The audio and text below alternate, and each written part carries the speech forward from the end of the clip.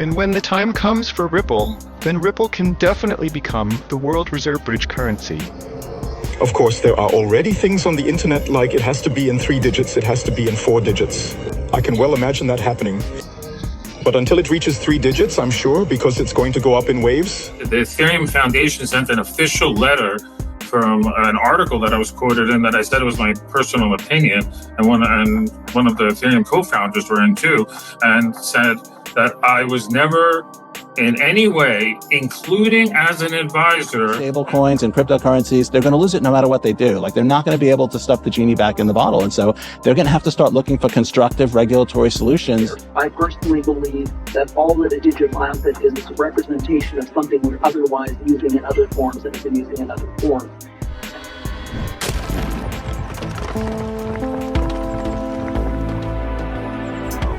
Enjoy the ride, pal. Welcome back to some more Moon O'Clock news. Shout out to latest sub Jacob in the building. No breakfast, no coffee. Go ahead, throw on moon suits and pilot shades. Let's go full speed, full throttle into the cryptoverse. We're at the total global cryptocurrency market cap today at 2.25 trillion, up about 4.3% in the past 24 hours. We got XRP in that number 7 spot, right around 57 cents. BTC right around 57K. ETH right above 3K. We got Hedera right around 10, 11 cents. VeChain 4 or 5 cents. We got Stellar right around 12 cents. Flare Networks right beneath 5 cents. XDC right around 4 cents. We got Songbird right around 0.0165. Stronghold 008. Evernodes 23 cents. And Zahao right around 9 cents. We got the crypto basics to pop things off. Flare Networks hits a new all-time high as market optimism grows. We got Jack the Rippler boom. Frankfurt, the leading stock exchange in Germany. XRP could be the world reserve bridge currency. Know what you hold? The central question will be, I am a friend of first movers. The first mover simply gets the most out of it, takes in the most for itself right from the start. And the question will be, how great is the pressure on the central banks? Implementing CBDCs, the time pressure to do something as quickly as possible against this impending collapse. And of course, you will fall back on what is there. Ripple is there with its offer. And when the time comes for Ripple, then Ripple can definitely become the world reserve bridge currency. We got the AI. The German adults in the room have arrived. Predicts XRP to 5 to 10, XRP 3 to 4 digits. I can well imagine that'll happen. Take a closer look at Ripple and XRP. Why Ripple? Why is this so exciting for you, right? When we talk about this line, we are actually talking about 2 areas. One area is Ripple Labs.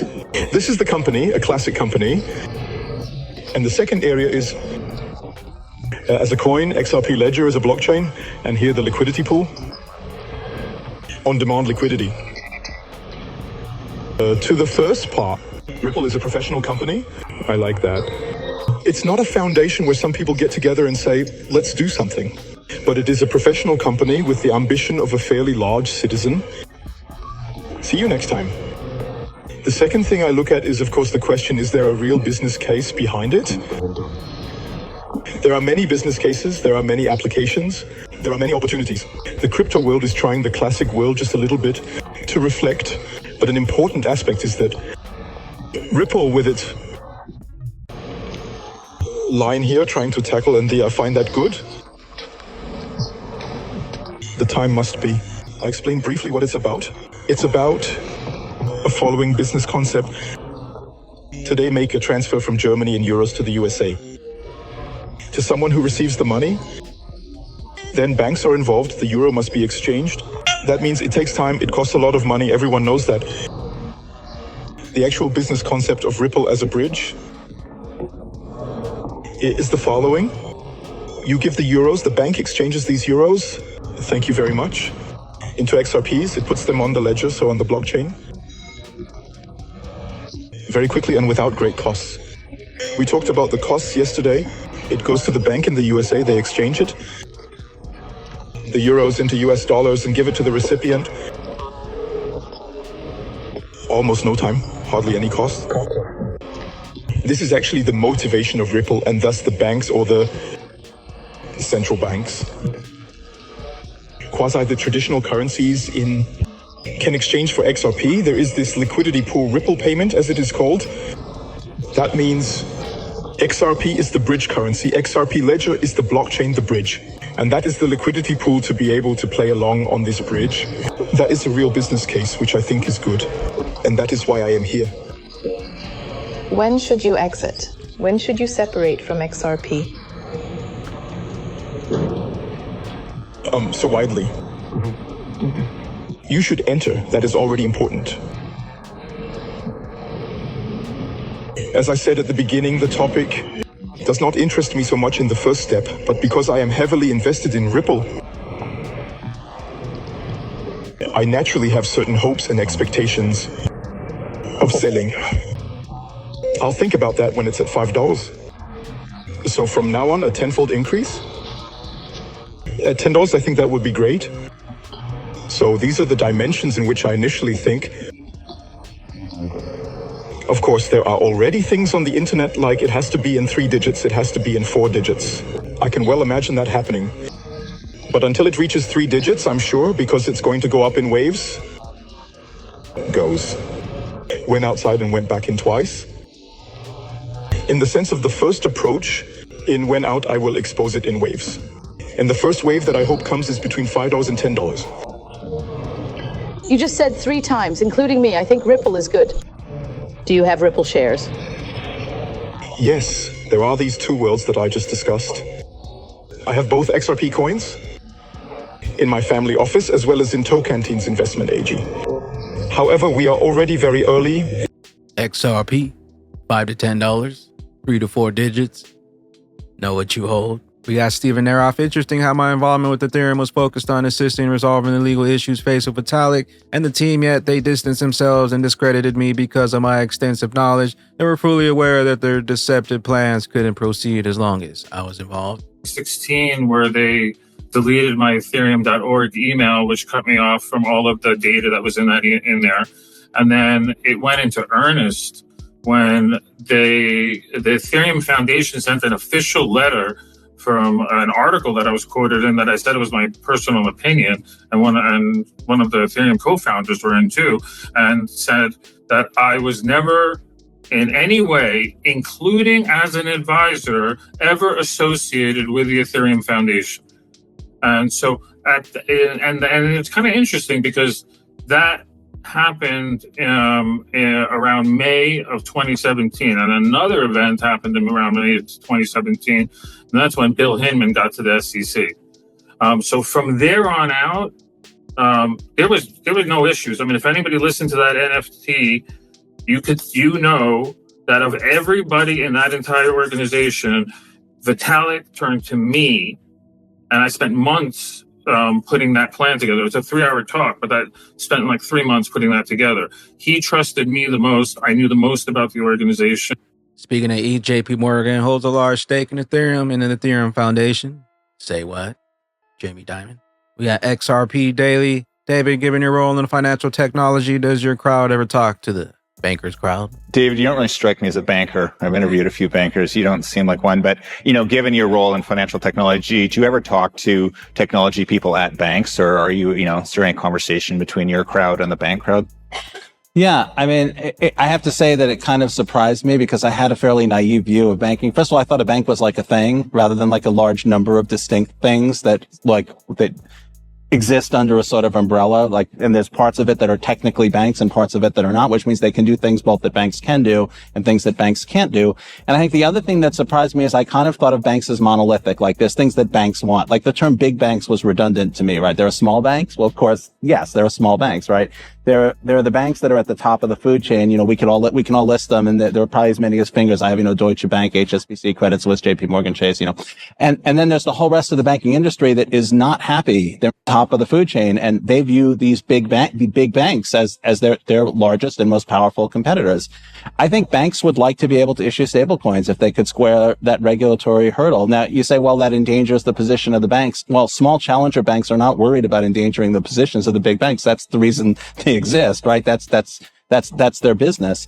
I think there's nothing more dollar that you can have than the Federal Reserve owing you $1. If I could have the Federal Reserve owing me $1, that would be like the tier 1 best dollar I could have. Tier 2 would be a U.S. financial by the FDIC and regulated, by U.S. regulators. That would be the next best way to have a dollar. If you think stable coins are structurally important and you're worried about them failing, well, then you should be letting banks issue them. But I think the problem is that there's a sort of escalation in surveillance going on. I think you've all heard about the IRS proposals to increase bank surveillance. And this does seem to be a step in the other direction. And again, I would call out the internet analogy. Like the internet made it much, much harder to control the flow of information across borders. And information is one of the most valuable things that can cross borders. Like this was a very, very, I know I'm older than many people, but like that was a very, very big deal. Like the control of the flow of information across borders was just as important to governments as the control of the flow of anything else across borders. And they almost entirely lost that in favor of the internet. And I think if they're going to lose it to stable coins and cryptocurrencies, they're going to lose it no matter what they do. Like they're not going to be able to stuff the genie back in the bottle. And so they're going to have to start looking for constructive regulatory solutions, and sooner rather than later, because other countries are going to do the same. I know I've kind of circled back to the same point, but it is an important one. But is it We got the crypto basic new avenue to earn passive income with the XRP ledger without the risk of impermanent loss. And we got the crypto basic. Nonetheless, Crypto Eddie hinted that the team behind the new protocol is associated with the Wave of Innovation crew, XRP Gold Coast 2024 conference. We got one from Mr. Man. XRP as banks see the growth of the potential of stablecoins. They're likely aiming to secure a portion of this emerging market to benefit from its expansion and integration into the financial system. This is going to move ahead rapidly. Why? Because the banks and the governments are going to make it move rapidly. They are going to take control of their portion of the business. And that's where we're going to see a lot of the next evolution. The banks are slowly getting the power to deal, particularly in stablecoins and particularly fiat-backed stablecoins. They're going to be able to collateralize loans against them. I spent a good part of my morning this morning working on a platform and program for the collateralization of the digital assets and the use of stablecoins for the funding in and out of the platform. And so we're going to see a lot of it. So that's how I look at how this industry is evolving and developing. And the regulation is going to follow naturally, in my view. I will put my big prejudice out there. I personally believe that all that a digital asset is a representation of something we're otherwise using in other forms and have been using in other forms. And that therefore, I believe the regulation will follow usage and form as opposed to creating a sort of a whole new regulatory environment, if you wish. So we're going to see banking and banking law evolve. Securities may be part of it. I'm interested in what the payment systems are going to do. So to me, that's what's happening, and that's what's exciting, is people are starting to recognize that need and use is driving development, not that development is pushing for changes in regulation. We got Flare Networks voted for the Flare Networks STP.06 and SIP.02 stars today. FTSO scaling and Flare system protocol support. Celebrate the state connector for F asset launch on Songbird. Full proposals.flare.network. We got Stellar. The Stellar Network phase rollout of smart contracts just left phase 0 and entered phase 1. Builders now deploying on mainnet should keep in mind ledger's limits. Remember, the capacity is still limited in phase 1 to stress test the system under increased loads. Stay tuned as we monitor performance and expand usability for phase 2. More on phases here, stellar.org. We got Aquarius Aqua token. Dive into the future of DeFi on the Stellar with Aquarius and Stellar Global. Join us for an insightful discussion and explore the potential of Aquarius AMMs on Sarabin official smart contracts. Don't miss out on the opportunity. Hosted by Stellar Global, Sunday, March 3rd. DeFi on Stellar with Aquarius AMMs. We got introducing Aquarius bribes, a centralized way for anyone to reward liquidity voters. It's been more than 3 months since Aquarius liquidity rewards went live, with their effects on market liquidity visible. In response, many projects look for ways to attract more votes for Aqua holders, moving market pairs up the reward zone, helping increase hourly AMM and SDEX rewards. Aquarius bribes. We have brought bribes native to the Aquarius protocol, allowing everyone to view voting incentives all in one place at the same time through a simple interface. Anyone can quickly set up and distribute bribe rewards under desired markets. Inclusivity, no extra coding, open participation, guaranteed voters, transparency and visibility, flexibility. We got Panos, back to the basics. How and why did you create the XRP ledger? Joe Katz. Jeb McCaleb, Arthur Brito, and I created the XRP ledger to solve the waste and the scalability issues that we observe with Bitcoin. Know what you hold? Bitcoin was just a test. Get ready. XRP to go live 1,000 times faster. 1,000 times more efficient. We got Descent wallets. Don't forget that the XRP airdrop event is over. Don't forget to fill out your form to receive your rewards to get your 24 XRP and your chance to win 2024. XRP Descent wallet, your best wallet for XRP, XDC, Flare, Algo, not your keys, not your crypto. And we got sentiment feed with the crypto market soaring to new heights and many market caps exceeding levels last seen in 2021 or 2022. Large cap project trading volumes have reached their highest levels since the collapse of FTX. Bitcoin, in particular, is seeing a significant surge both on exchanges and via spot ETFs. We got the titan of crypto, Bitcoin, altcoins, and the monthly Ichimoku Golden Cross just happened. People are not ready for what's coming into the crypto market. Fasten your seatbelts. And we got XRP holders when the liquidity gates open.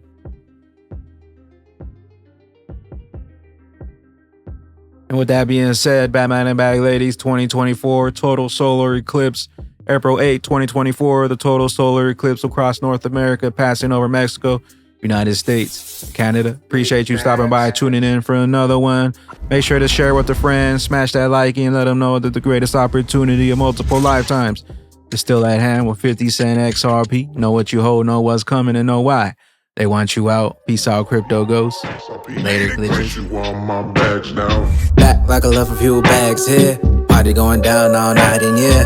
Shout out to the fam, diamond hand, oh yeah. We knew the plan for hella years. You see the XRP, she wanna marry me. So many years we ain't really eat. More worry about trying to eat a dip. At all costs we went all in.